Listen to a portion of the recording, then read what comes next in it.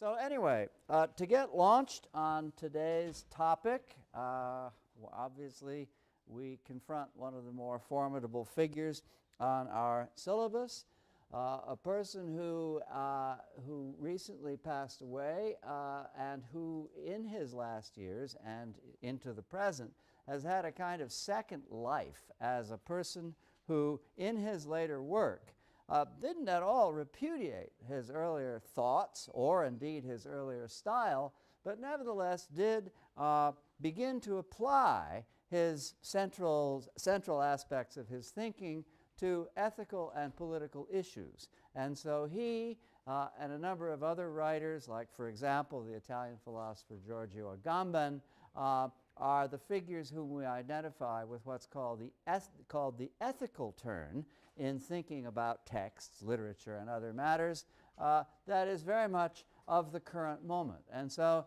Derrida's reputation and the tendency of people interested in theory to read him is alive and well today, but the materials that we're reading in this sequence of lectures, for the sequence of lectures, date back much earlier. The essay that you read in its entirety for today, Structure, Sign, and Play in the Language of the Human Sciences, was delivered on the occasion of a conference about the sciences of man at Johns Hopkins University in 1966. It was an event that was really meant to be a kind of coronation of Claude Lévi-Strauss, whose work had burst upon the scene only a few years earlier.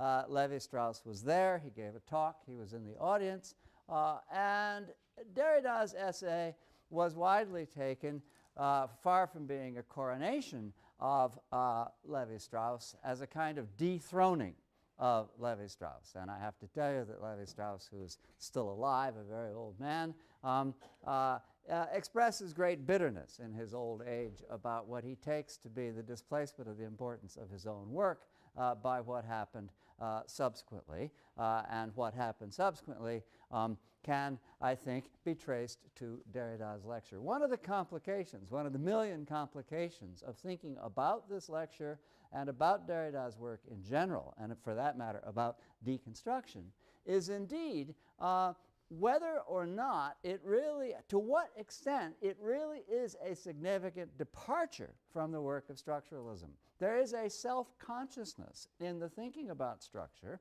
that we find in many places in Lévi-Strauss that Derrida freely acknowledges in his essay.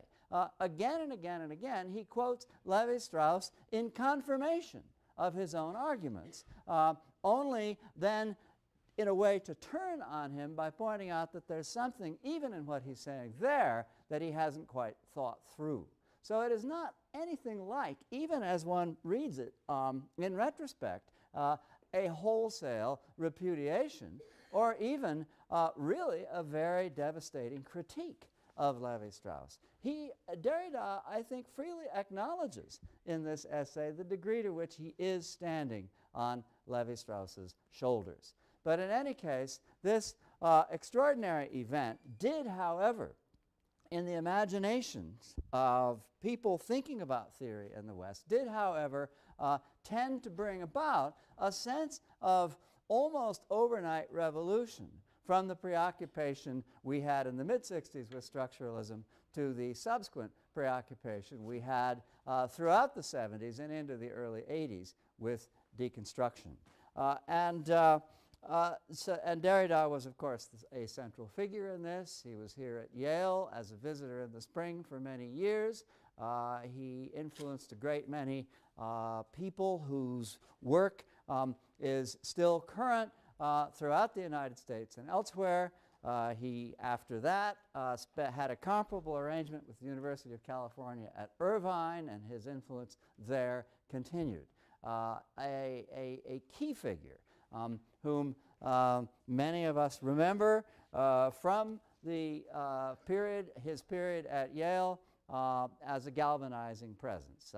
It was the idea that there was what was called by one critic a hermeneutical mafia at Yale, arose largely from the presence of Derrida together with our own Paul de Man, and more loosely connected with them Jeffrey Hartman and Harold Bloom, and also a scholar named J. Hillis Miller, whose departure for the University of California, Irvine, resulted also in Derrida's decision to go there and be with Miller rather than to continue to stay here.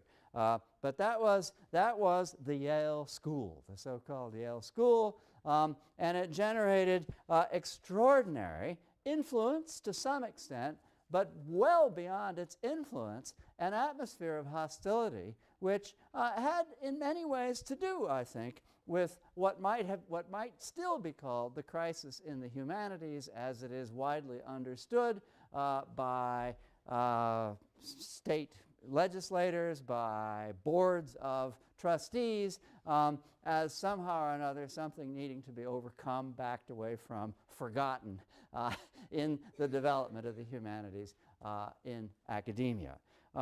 And the reasons for this we can only imply, I think probably in the context of a course of this nature, but are nevertheless fascinating and will recur as we think not just about deconstruction itself, but about the sorts of thinking that it has influenced. Now, you've now read some Derrida. You've read all of one essay and you've read part of another, Différence, and you've found him very difficult. And indeed, in addition to finding him very difficult, you've probably said, why does he have to write like that? In other words, yeah, okay, he's difficult, but isn't he making it more difficult than it needs to be, you say to yourself. I've never seen prose like this, you say. I mean, this is ridiculous. Why doesn't he just say one thing at a time, you might also want to say. Well, of course, it's all deliberate on his part. And the idea is that deconstruction is, as a thought process, precisely a kind of evasive dance whereby one doesn't settle for distinct positions, for any sort of idea that can be understood as governed, and this is what structure, sign, and play is all about, that can be understood as governed by a blanket term, what Derrida often calls a transcendental signified. We'll have much more to say about this. But Derrida's prose style, its kind of crab-like sideways movement around an argument, is meant as rigorously as it can to avoid seeming to derive itself from some definite concept. Because, of course, deconstruction is precisely the deconstruction of the grounds whereby we suppose our thinking can be derived from one or another definite concept. Also, this to be kept in mind, and this is, of course, one of the key distinctions between Derrida and de Man. We'll have more to say about distinctions between them on Tuesday. Also to be kept in mind, Derrida is not a literary theorist, though he sometimes does talk about texts that we call literary, very often does. Nevertheless, Derrida's position and the logic of that position suggests that we can't really reliably discriminate among genres. In other words, we can't use genre either as a blanket term. And therefore, he is one of the most influential people in persuading us that there's no such thing as literature, legal text, theological text, philosophical text, scientific text. There is discourse. And that to think about the field of texts is to think about something which is full of difference, needless to say, it's the central word in Derrida, but which is nevertheless not classifiable or categorizable. And so, for that reason, we can't really say Derrida is specifically a literary theorist.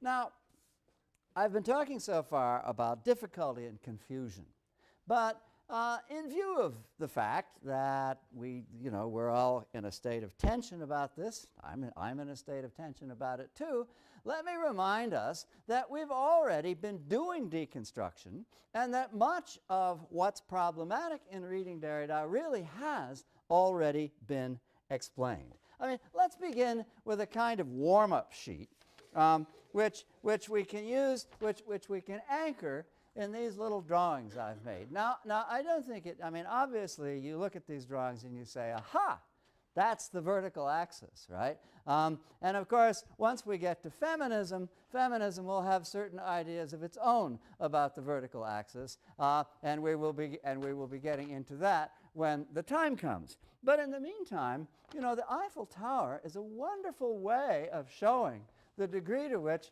the vertical axis is virtual. That is to say, if you ever saw a dotted line standing upright, it's the Eiffel Tower. There's nothing in it. It's empty. It's transparent, you know. And there's a wonderful and yet somehow or another, if you're at the top of it in the viewing station at the top of the Eiffel Tower, suddenly all of Paris is organized at your feet. That is to say, it's a wonderful axis of combination that you're looking at. It is just there with its landmarks, not, you know, sort of having the same kind of status as that which you're standing on, but rather just in a kind of row as the key signs, as it were, of the skyline of Paris. So you get Notre Dame, Arc de Triomphe, and so on, you know, all sort of lined up in a row. And there it is. Guy de Maupassant, in a famous anecdote, who complained rather bitterly about this. And he says, according to Roland Barthes in an essay called The Eiffel Tower, Maupassant often ate at the restaurant in the tower, up here someplace, often ate at the restaurant in the tower even though he didn't particularly like the food. It's the only place, he said, where I don't have to see it. In other words, if, as Saussure says, once again, we put both feet squarely on the ground of the Eiffel Tower, right? If we do that, we're liberated from the idea that somehow or another it's a governing presence. If we're actually there, we no longer have to worry about the way it organizes everything around it into a kind of rigorous unfolding pattern. You know, after all, you know, there's a very real sense in which we infer the Eiffel Tower from its surroundings. It's built in the 19th century. It's by no means causative of the skyline of Paris. It's something that comes in belatedly, just as Langue comes in belatedly with relation to speech. You know, the Eiffel Tower is a virtuality that organizes things, as one might say, arbitrarily. Sort of as a reflection on these same ideas, you get the famous poem of Wallace Stevens. I'm sure you recognize this as Stevens's jar, but I will quickly quote to you the poem. I placed a jar in Tennessee, and round it was upon a hill. It made the slovenly wilderness surround that hill. The wilderness rose up to it and sprawled around no longer wild.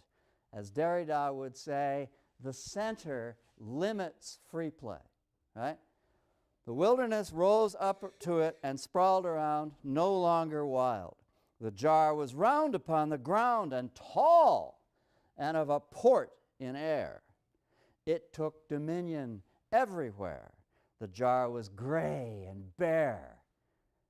It did not give of bird or bush, like nothing else in Tennessee. In other words, it is arbitrarily placed in the middle of the free play of the natural world, a free play which is full of reproductive exuberance, full of a kind of joyous excess, which is part of what Derrida is talking about when he talks about what's left over, the surplusage of the sign, the supplementarity of the sign. There's an orgasmic element in what Derrida has in mind, so that when he speaks of the seminal adventure of the trace toward the end of your essay, you want to put some pressure on that word seminal. Well, in any case, the jar is just arbitrarily in the middle of that, organizing everything without participating in the nature of anything.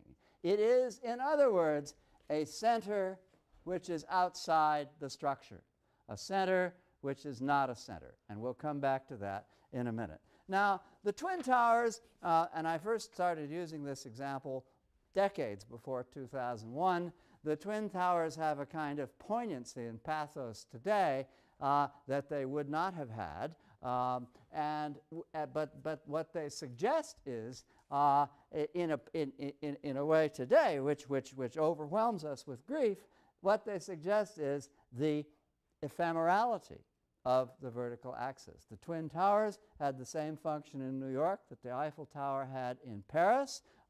It was a wonderful place from which to see the city, a wonderful place from which to feel that everything was organized at its feet.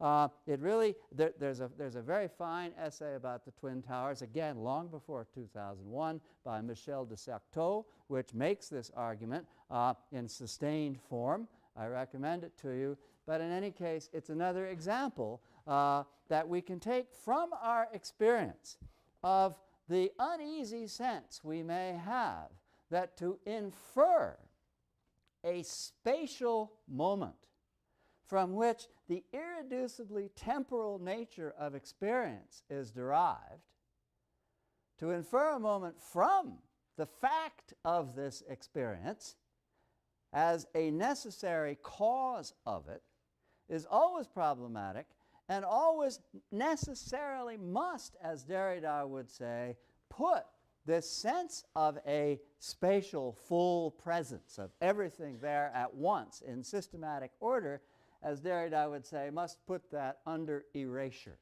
In other words, in a certain sense, you can't do without it. Derrida never really claims that you can do without it. If you want to get a sense of structure, you've got to have some sort of inference of this nature.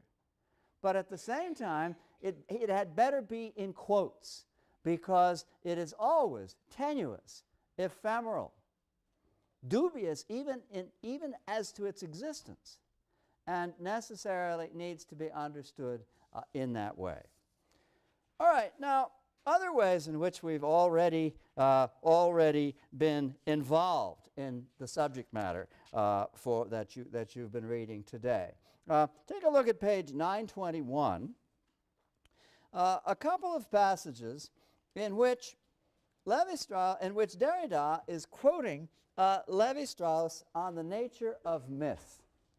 And here's where, having quoted you these two passages from Lévi-Strauss, here's where I'll return just for a moment to Lévi-Strauss's analysis of the Oedipus myth and show you how it is that Derrida is both benefiting from what Lévi-Strauss has said and ultimately able to criticize Lévi-Strauss's position. Bottom of the left-hand column, page 921. In opposition to epistemic discourse, that is to say, the kind of discourse which has some principle or transcendental signified or blanket term as its basis. In other words, something which in a given moment makes it possible for all knowledge to flow from it. In opposition to epistemic discourse, structural discourse on myths, mythological discourse must itself be mythomorphic. It must have the form of that of which it speaks. And Derrida then says, this is what Lévi-Strauss himself says in the following passage taken from one of Lévi-Strauss's most famous books, The Raw and the Cooked. I just want to quote the end of it, the middle of the right-hand column, still on page 921. Lévi-Strauss says, in wanting to imitate the spontaneous movement of mythical thought, my enterprise, itself too brief and too long, has yet to yield to its demands, has had to yield it to its demands and respect its rhythm. Thus is this book on myths itself and in its own way a myth. In other words, here's a moment when Lévi-Strauss is admitting something about his own work which he is not admitting in his analysis of the Oedipus myth in the essay from Structural Anthropology that you read last time. What Lévi-Strauss is saying here is that his approach to myth is itself only a version of the myth. That is to say, it participates in the mythic way of thinking about things. It uses what in the Structural Anthropology essay he calls mythemes, or gross constituent units of thought, It deploys and manipulates those gross constituent units of thought in the ways that we saw. But notice what Levi-Strauss is saying in that essay, as opposed to in the passage Derrida has just quoted. He says, this form of the myth is scientific. One of the versions that I have made use of to arrive at this scientific conclusion is, for example, Freud's version of the Oedipus myth. In other words, Freud, Sophocles, all the other versions I have at my disposal have equal merit as versions, but none of them is a transcendental signified, none of them is a blanket term, none of them is the causal explanation or meaning of the myth. The meaning of the myth is discoverable only in my science. Now, of course, Freud himself thought he was a scientist, and his reading of the myth was also supposed to be scientific. What was Freud's reading of the myth about? 2 or 1. It was, in other words, about the problem of incest, the problem of the overdetermination of blood relations, and the underdetermination of blood relations. It was a thorough examination of that problematic, leading to the conclusion that that's what the myth was about. In other words, Levi-Strauss's conclusions are already anticipated in Freud. And furthermore, what is Levi-Strauss doing? He's denying the influence of Freud, right? It's my myth, not his myth, right? Which, of course, is precisely what happens in The Primal Horde. It is a perfect instance of the Oedipus complex. Levi-Strauss is repudiating the father, and in repudiating the father, showing himself to fall into the very mythic pattern that Freud had been the first to analyze, okay? So when you say that what you're doing is scientific in a context of this sort, you are making yourself vulnerable. And the moments in this essay in which Derrida is criticizing Levi-Strauss are those moments in which Levi-Strauss has unguardedly said something on the order of, my work is scientific. So, but there are lots of occasions, and he always quotes Levi-Strauss to this effect, when Levi-Strauss is not saying that, when Levi-Strauss is conceding that his work, that is to say his viewpoint, disappears unstably into the thing viewed. All right, now also take a look at, because we've been doing this too, take a look at page 917, the left-hand column, where Derrida is talking not about Levi-Strauss, but about Saussure. And here he's talking about the nature of the sign. And he's concerned, very much concerned, about this relationship between the concept and the sound image, which is to say the signified and the signifier, that is the basis of the science of Saussure. That is to say, the relationship between the that's involved in the pairing of signified and signifier is the basis, the cornerstone of the science of Saussure. So here's what, a little more than halfway down the left-hand column, page 917, Derrida has to say about that.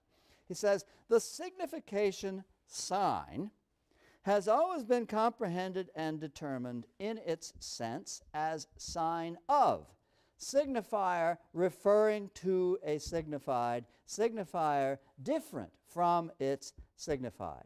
If one erases the radical difference between signifier and signified, it is the word signifier itself which ought to be abandoned as a metaphysical concept. A metaphysical concept which is to say that a transcendental signified. In other words, the idea that the concept in some sense generates the signifier, right? which is the basis of Saussure's thinking about this. And here's where I come back to that example that I already gave you with a question mark next to it when I was talking about Saussure. Suppose I think of the relationship between quote signified and quote signifier as the relationship between two terms. Because after all, one way of signifying the concept tree is to write the word tree and put quotation marks about it. So if I take away the quotation marks, all I have is the word with no indication that it's a concept. Notice that this is now a relationship which Jakobson would call metalingual. What it suggests is tree is another word for arbor. In other words, it's a relationship not between a signified and a signifier, but between a signifier and a signifier, so that the binarism of the relationship is broken down, and we begin to understand the combinatory structure of speech or writing as one signifier leading to another. I think a signifier. Derrida says, let's banish the word signifier, but he might as well say, let's banish the word signified. I think a signifier, and it triggers by association, as Saussure would say, it triggers by association a subsequent successive signifier, which triggers another, which triggers another. And that's what gives us, in the language of deconstruction, what we call the chain, the signifying chain. Not an organizational pattern, but an ever self-replicating and self-extending pattern, irreducibly linear and forward progressing through a sequence of temporal associations. One of the things that happens when you demystify the relationship between a concept and a signifier or a sound image is that you also demystify the relationship between a set of associations which exist somehow in space and the way in which association actually takes place, which is necessarily in time. In other words, if one signifier leads to another, like history, one damn thing after another, speech is one damn signifier after another. If one thing leads to another, then that is actually the nature of the associations that Saussure has been talking about in the first place. But it doesn't exist in a systemic space. It exists in an unfolding time. Right? And this, so this then these are some of the implications of no longer being satisfied with the way in which a sign can be understood as a concept to which we attach belatedly a signification, a signifier. What we have is a situation in which we find ourselves caught up in a stream of signification, all of which is in a certain sense there before we came along, and moved as down a stream by the way in which one signifier succeeds another in ways that later on, as we take up concepts like supplementarity and différance, we can think of a little bit more in a little bit more precisely. Okay, so now finally then, there's one other way in which Derrida's essay, from the very outset, confirms what we've been saying about the crisis of structuralism being the need to deny ordinary understandings of genesis or cause. In structuralism, if something emerges, it emerges from between two things. That is to say, it's not this and it's not this. Or it emerges as that which is not this, not this. It doesn't, in other words, derive from an antecedent single cause as an effect. It emerges, on the other hand, as difference within within a field. Now, that's what Derrida is talking about with extraordinary intensity of complication in the first paragraph of your essay, page 915, left column, first paragraph. First words uttered at the famous conference at Johns Hopkins in 1966. He says, "Perhaps something has occurred in the history of the concept of structure that could be called an event. événement, something which comes, which emerges, something which is there now and wasn't there before. That's the most problematic issue for structuralism. When structuralism thinks about how yesterday things were different from the way they are today, it has to say, yesterday there was a certain synchronic cross-section of data, and today there's a slightly different synchronic cross-section of data. But structuralism is unable, and furthermore, much more importantly, unwilling to say anything about how yesterday's data turned into today's data. In other words, to say anything about change. It sees successive cross-sections, and it calls that history. I'm anticipating here, and we'll come back to this in other contexts. But it doesn't say one thing led to another. It says one thing after another in my facetious reference to history as I've already given it to you. Now, this is what Derrida is deliberately struggling with in this first paragraph. An event, quote unquote, if this loaded word did not entail a meaning which it is precisely the function of structural or structuralist thought to reduce or to suspect. But let me use the term event, quote unquote, anyway, employing it with caution and as if in quotation marks. In this sense, this event will have the exterior form of a rupture, that is to say, an emergence among things, right? A rupture. Pooh, you know, the volcano parts, and there you have lava, right? An event. A rupture and a redoubling. A redoubling in the sense something has happened, as Bob Dylan would say. Something has happened, but it's not something new. It is, in fact, a replication of what was, unbeknownst to you, because Mr. Jones, you don't know very much, of what was, unbeknownst to you, there always, as Derrida says, already. Something that emerges, but is at the same time presses on us its status as having already been there. Always already been there. All right, so in all these sorts of ways, the critique, the understanding structuralism as a problematic critique of Genesis, because it's still very hard to grasp, to accept the notion of things not having been caused. Why can't we say things were caused, just for example? The notion of the sign as an arbitrary relationship between a substratum of thought, which is then somehow or another hooked on to a derivative series or system of signifiers. The notion of getting outside of myth and being scientific, and the notion that we can ascribe reality to the vertical axis. All of these ways of questioning the integrity, the security within its skin of structuralism, we have actually already undertaken.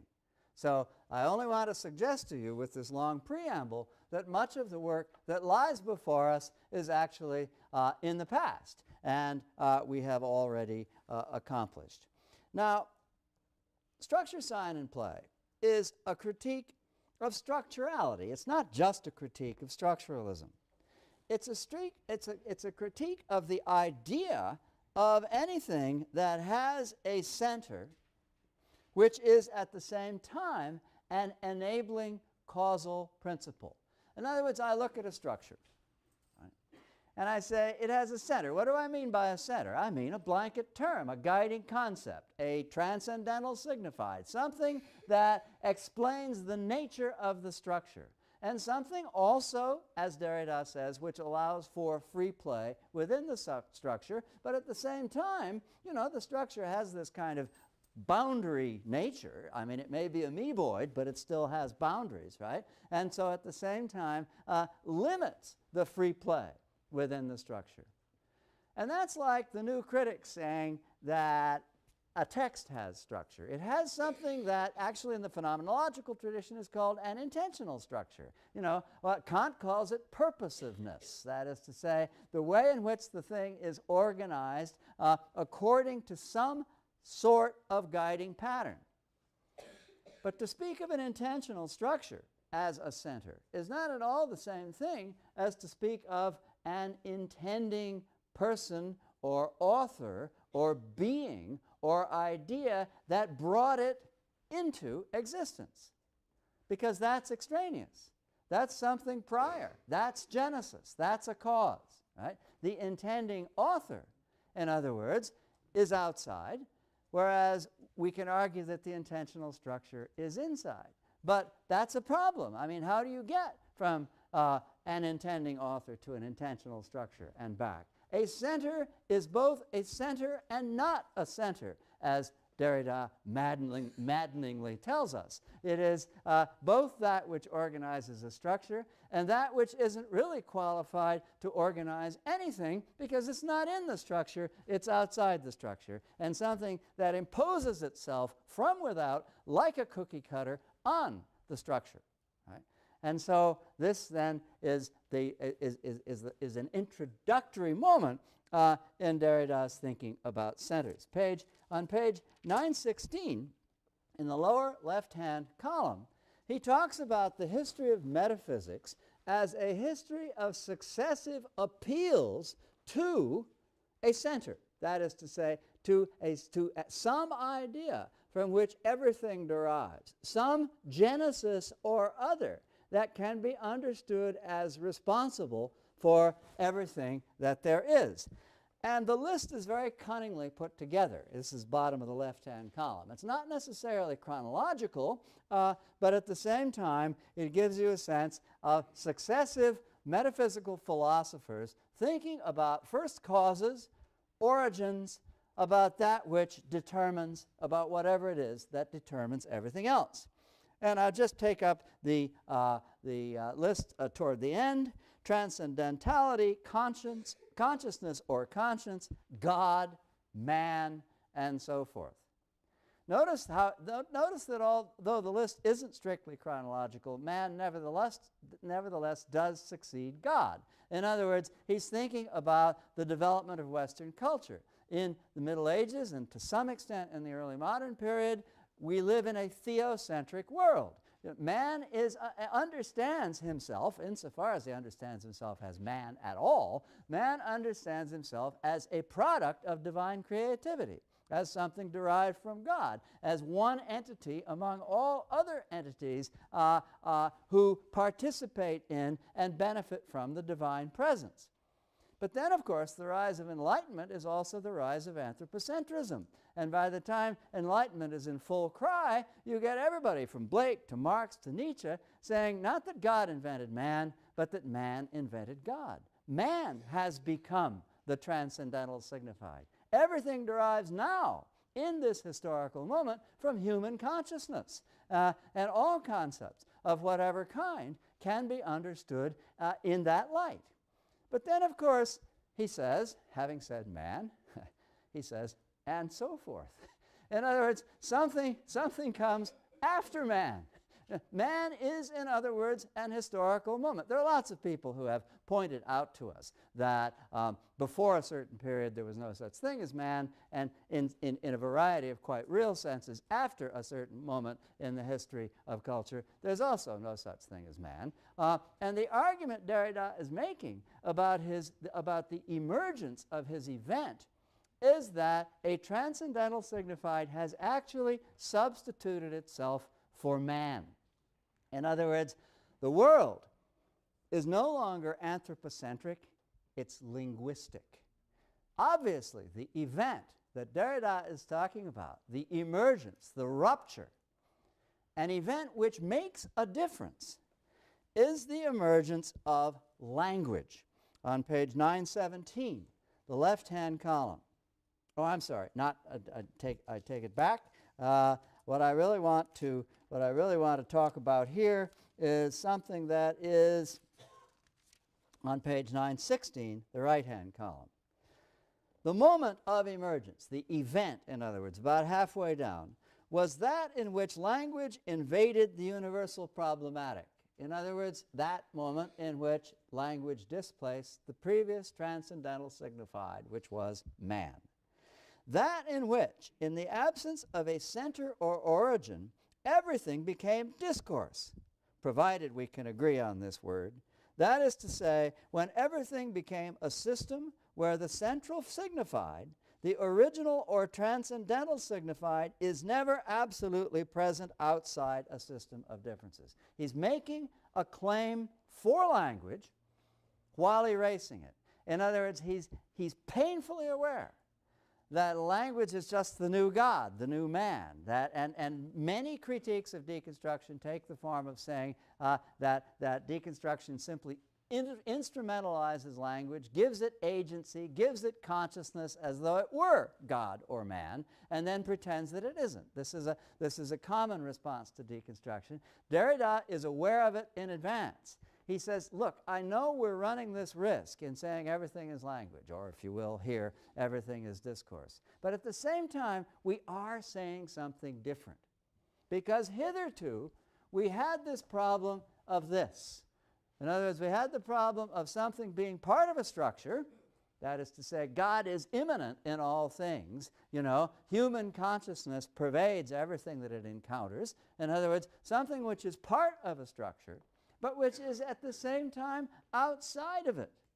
God creates the world and then, sort of as Milton says, himself uncircumscribed withdraws, right? God is not there. God is the Dieu caché. God is the hidden God whose absence from the world is, in effect, the structure of the world. Same thing can be said of man. You know, man brings the sense of what the world is into being and then stands aside and somehow sort of takes it in through an aesthetic register or in some other remote way. Language doesn't do that. Language is perpetually immersed in itself. Derrida is claiming that language is different in the sense that it makes no sense to talk about it as standing outside of what's going on. And this is an essential part of the critique of structuralism. Language is not other than speech. It is perpetually manifest in speech. It's simply a distinction that can't be maintained, which is why he calls it an event. In other words, something of significance has happened, Mr. Jones, and that is language. Right. All right, so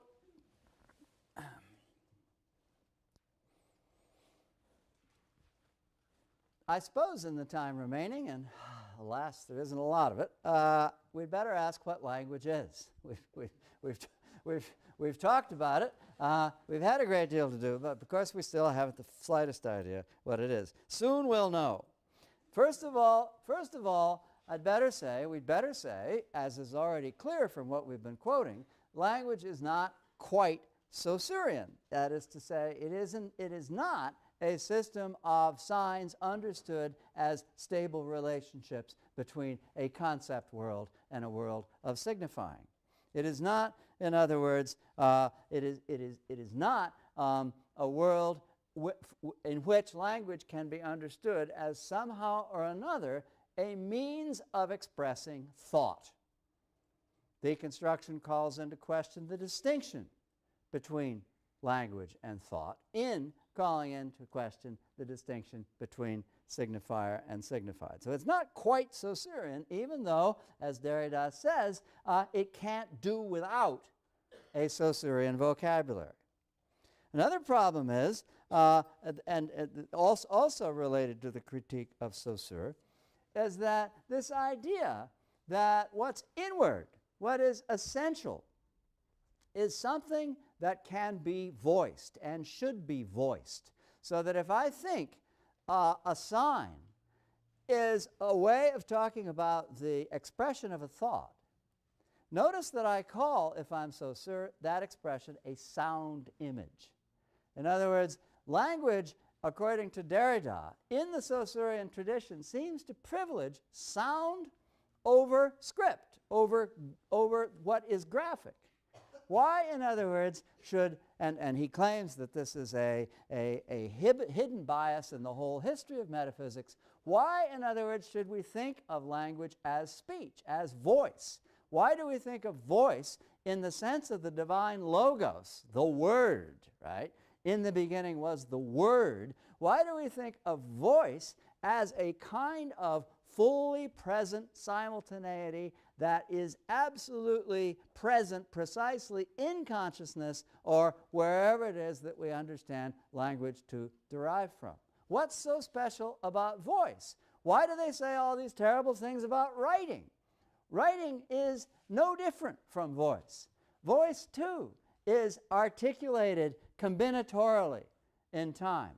Voice, too, can be understood as inscribed on the ear. This is a metaphor Derrida frequently uses, as a kind of writing on the ear. And the distinction, which Derrida takes to be metaphysical, that Saussure wants to make between something primary, something immediate and underivative, voice, and something merely repetitious, merely reproductive, merely a handmaiden to voice, namely writing, needs to be called into question.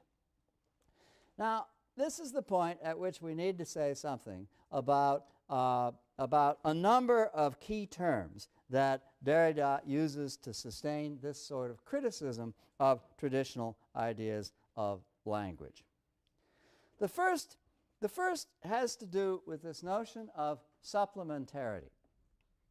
A supplement, he points out, is something that either completes something that isn't complete or adds to something that already is complete. I take vitamin C. Well, I also drink a lot of orange juice. So, I've got plenty of vitamin C. So if I take a vitamin C pill, I am supplementing something that's already complete. But if I don't drink any orange juice, then, of course, if I take a vitamin C pill, I am supplementing something that's not complete. But we always call it a supplement. And we can't, and it's very difficult even to keep in mind the conceptual difference between these two sorts of supplement. Now, a sign traditionally understood is self-sufficient, self-contained. Saussure has made it a scientific object by saying that it's both arbitrary and differential. But a sign understood under the critique of deconstruction is something that is perpetually proliferating signification, something that doesn't stand still, something that can't be understood as self-sufficient, independent in its nature as being both arbitrary and differential. It is a bleeding or spilling into successive signs in such a way that it perpetually leaves what Derrida calls traces. That is to say, as we examine the unfolding of a speech act, we see the way in which successive signs are contaminated. That's not meant to be a bad word, but influenced, one might say, in the sense of open the window and influenza, influenced by those signs that precede it. And so supplementarity is a way of understanding the simultaneously linear and ever-proliferating, ever-self-complicating nature of verbal expression. Now, différence is a way of talking about, among other things, of talking about the difference between voice and writing. There is a difference between voice and writing, even though they have so much in common. Voice and writing, by the way, are not a stable binary. There are no stable binaries in Derrida. The difference between voice and writing is that writing can give us all kinds of indication of difference that voice can't give us. Part of the interest of misspelling, différence, as Derrida insists on doing, is that we can't, as in terms of voice, as sound, tell the difference between différence and différence. Actually, one can slightly, but it's not a difference worth lingering over. Différence, in other words, with its substitution of the A, and remember the riff in the essay Différance on A as a pyramid, as alpha, as origin, as killing the king, because the king, remember, is the transcendental signified, God, man, and so forth. All the riff on the A in Différance as all of those things is something that we can only pick up if we understand language as writing. Because in speech, these modes of difference don't register. Différance is simply the Saussurean linguistic system, a system of differences understood as spatial. That is to say, understood as available to us as a kind of smorgasbord as we stand in front of it. Différance introduces the idea of deferral and reminds us that difference, that is to say, our understanding of difference, our means of negotiating difference, is not something that's actually done in space, it's done in time. When I perceive a difference, I perceive it temporally. I do not understand the relation among signs as a simultaneity. I want to, if I want to pin it down scientifically, but in the actual, as Joyce would say, stream of consciousness, I understand difference temporally. I defer difference. I unfold. I successively negotiate difference. And in doing that, I need the concept of différance. All right, time to go. There are a couple of things that I want to say about the key moves of Derrida. I will mention those next time. I'll also look over my notes and see what I might say further about these troublesome terms and their relation to Derrida's understanding of language. So that Tuesday, our introduction will still have to do with Derrida, and then we'll move into thinking about Demont. To some extent, but well beyond its influence, an atmosphere of hostility, which had in many ways to do, I think, with what might still be called the crisis in the humanities, as it is widely understood by state legislators, by boards of trustees, as somehow or another something needing to be overcome, backed away from, forgotten in the development of the humanities in academia. And the reasons for this we can only imply, I think probably in the context of a course of this nature, but are nevertheless fascinating and will recur as we think not just about deconstruction itself, but about the sorts of thinking that it has influenced. Now, you've now read some Derrida. You've read all of one essay and you've read part of another, Différance, and you've found him very difficult. And indeed, in addition to finding him very difficult, you've probably said, why does he have to write like that? In other words, yeah, okay, he's difficult, but isn't he making it more difficult than it needs to be, you say to yourself. I've never seen prose like this, you say. I mean, this is ridiculous. Why doesn't he just say one thing at a time, you might also want to say. Well, of course, it's all deliberate on his part.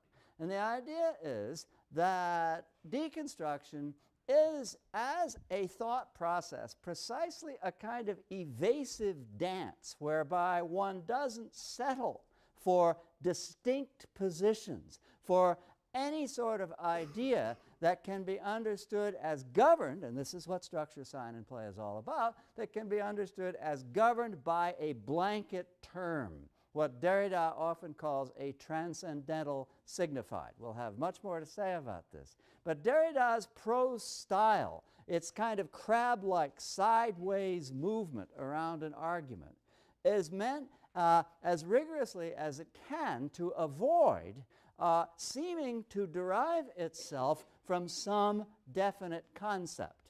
Because, of course, deconstruction is precisely the deconstruction of the grounds whereby we suppose our thinking can be derived from one or another definite concept. Also, this to be kept in mind, and this is, of course, one of the key distinctions between Derrida and de Man. We'll have more to say about distinctions between them on Tuesday. Also to be kept in mind, Derrida is not a literary theorist, though he sometimes does talk about texts that we call literary, very often does. Nevertheless, Derrida's position and the logic of that position suggests that we can't really reliably discriminate among genres. In other words, we can't use genre either as a blanket term. And therefore, he is one of the most influential people in persuading us that there's no such thing as literature, legal text, theological text, philosophical text, scientific text. There is discourse. And that to think about the field of texts is to think about something which is full of difference, needless to say, it's the central word in Derrida, but which is nevertheless not classifiable or categorizable. And so work had burst upon the scene only a few years earlier. Levi-Strauss was there, he gave a talk, he was in the audience, and Derrida's essay was widely taken, far from being a coronation of Levi-Strauss, as a kind of dethroning of Levi-Strauss. And I have to tell you that Levi-Strauss, who is still alive, a very old man, expresses great bitterness in his old age about what he takes to be the displacement of the importance of his own work by what happened subsequently. And what happened subsequently can, I think, be traced to Derrida's lecture. One of the complications, one of the million complications of thinking about this lecture and about Derrida's work in general, and for that matter about deconstruction, is indeed whether or not it really, to what extent it really is a significant departure from the work of structuralism. There is a self-consciousness in the thinking about structure that we find in many places in Levi-Strauss that Derrida freely acknowledges in his essay. Again and again and again, he quotes Levi-Strauss in confirmation of his own arguments, only then in a way to turn on him by pointing out that there's something, even in what he's saying there, that he hasn't quite thought through. So it is not anything like, even as one reads it in retrospect, a wholesale repudiation, or even really a very devastating critique of Levi-Strauss. Derrida, I think, freely acknowledges in this essay the degree to which he is standing on Levi-Strauss's shoulders. But in any case, so anyway, to get launched on today's topic, obviously we confront one of the more formidable figures on our syllabus, a person who recently passed away and who in his last years and into the present has had a kind of second life as a person who in his later work didn't at all repudiate his earlier thoughts or indeed his earlier style, but nevertheless did begin to apply his central aspects of his thinking to ethical and political issues. And so he and a number of other writers, like, for example, the Italian philosopher Giorgio Agamben, are the figures whom we identify with what's called the ethical turn in thinking about texts, literature, and other matters that is very much of the current moment. And so Derrida's reputation and the tendency of people interested in theory to read him is alive and well today, but the materials that we're reading in this sequence of lectures, date back much earlier. The essay that you read in its entirety for today, Structure, Sign, and Play in the Language of the Human Sciences, was delivered on the occasion of a conference about the sciences of man at Johns Hopkins University in 1966. It was an event that was really meant to be a kind of coronation of Claude Lévi-Strauss, whose this extraordinary event did, however, in the imaginations of people thinking about theory in the West did, however, tend to bring about a sense of almost overnight revolution from the preoccupation we had in the mid-60s with structuralism to the subsequent preoccupation we had throughout the 70s and into the early 80s with deconstruction. And Derrida was, of course, a central figure in this. He was here at Yale as a visitor in the spring for many years. He influenced a great many people whose work is still current throughout the United States and elsewhere. He, after that, had a comparable arrangement with the University of California at Irvine, and his influence there continued. A key figure whom many of us remember from the his period at Yale as a galvanizing presence.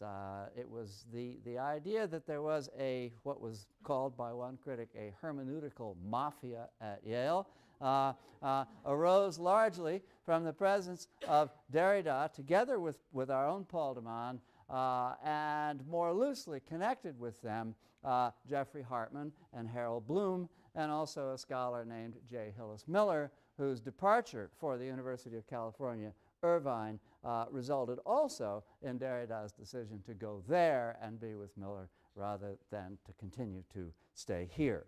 But that was the Yale School, the so-called Yale School, and it generated extraordinary influence